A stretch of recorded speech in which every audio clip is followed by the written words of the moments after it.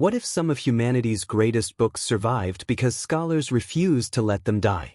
What if the path from ancient Greece to Renaissance Europe did not travel directly across Europe, but through Baghdad, Cordoba, and Toledo?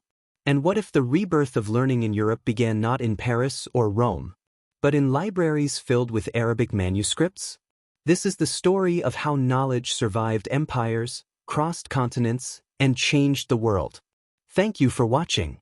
For more videos like this, please follow our page, like, comment and share. Also subscribe to our YouTube channel for more interesting historic fact videos. Episode 4. The House of Wisdom. A new age begins. By the 8th century, the center of intellectual life was shifting. The ancient Roman world had transformed. New powers emerged. Among them was the Abbasid Caliphate. Its capital was Baghdad. Founded in 762 CE, Baghdad quickly became one of the largest cities on earth. Merchants arrived from Africa. Scholars came from Persia. Ideas traveled from India. Knowledge flowed from the Mediterranean. Baghdad became a crossroads of civilization. At the heart of this intellectual world stood an institution that would become legendary. The House of Wisdom, known in Arabic as Beit al-Hikmah. Part library, part academy, part translation center. Scholars gathered there to preserve and study the knowledge of earlier civilizations. Greek texts, Persian works, Indian mathematics, astronomical observations, medical treatises. This was not merely preservation. It was transformation. The scholars of Baghdad expanded knowledge. They questioned it, improved it, and passed it on. One of history's greatest intellectual efforts was underway. Greek works by Aristotle, Euclid, Galen, and Ptolemy were translated into Arabic.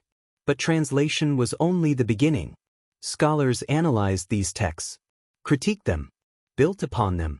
Civilization advanced not by copying knowledge, but by expanding it.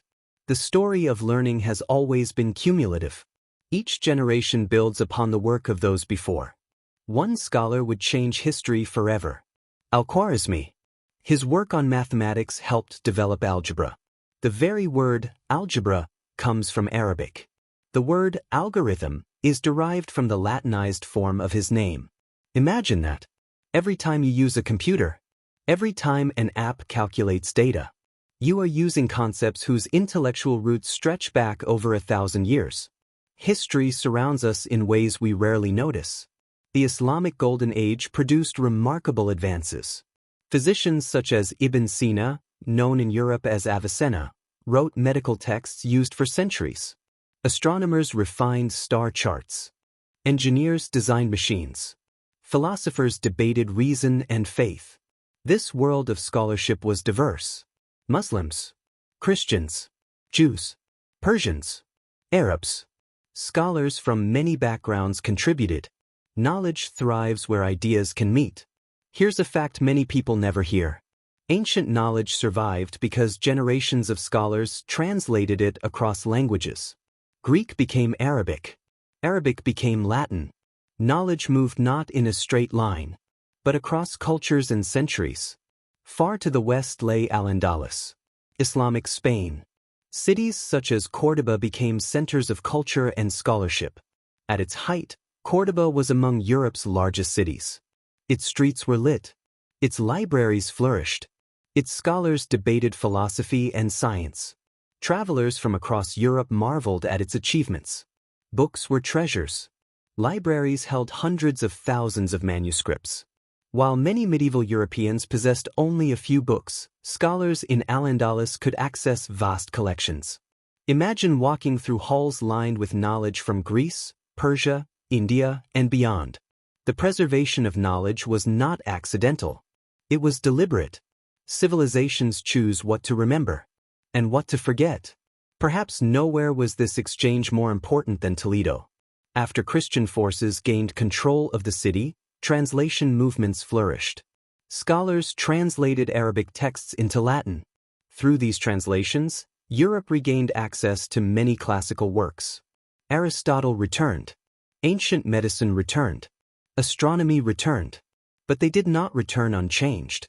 They carried centuries of commentary and innovation. Knowledge had evolved.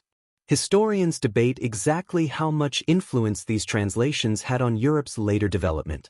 The Renaissance had many causes: economic growth, universities, printing technology, political change. Yet few dispute that translation movements played a significant role in reconnecting Europe with classical learning. History is rarely about single causes. It is about many forces interacting over time. Episode 6: The Road to the Renaissance. The University Revolution.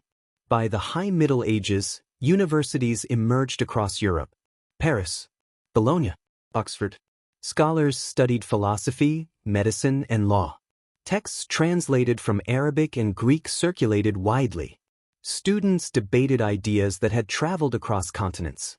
The journey of knowledge continued. Ancient Egypt, Baghdad, Cordoba, Paris. A chain stretching across millennia.